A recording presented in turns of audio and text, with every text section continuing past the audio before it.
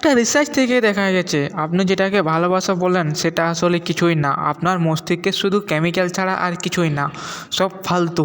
অথচ আজকের প্রজন্ম সবাই ভালোবাসা খোঁজ করে।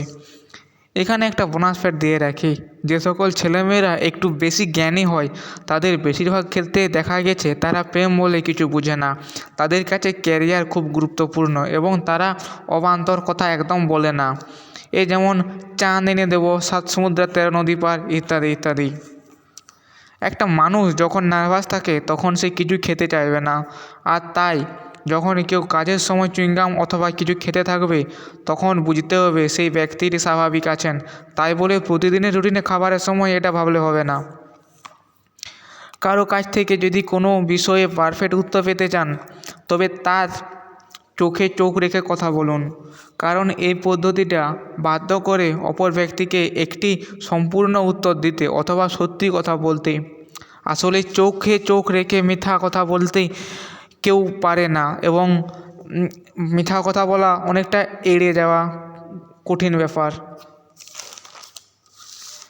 চাকরির ইন্টারভিউতে আপনি মনে করুন যে আপনার ভবিষ্যৎ কালিগ বা যিনি আপনার ইন্টারভিউ নিচ্ছেন তিনি আপনার খুব কাছের একজন বন্ধু, যার সাথে বহুদিন যাবৎ আপনার দেখা বা কথা হয়নি।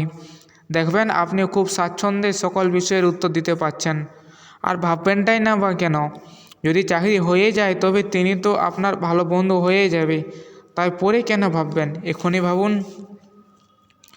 আপনি যদি কারো কাছ থেকে খুশি খুশি কোনো উত্তর পেতে চান অথবা হাস্যোজ্জ্বলভাবে কথাবার্তা বলতে চান তবে আপনার চেয়ারের পেছনের দেওয়ালে একটি আয়না রাখুন, যাতে করে অপর ব্যক্তিটি নিজেকে দেখতে পারে। কারণ কেউ কখনো নিজের রাগান্বিত অবস্থা বোরিং অবস্থায় দেখতে চায় না।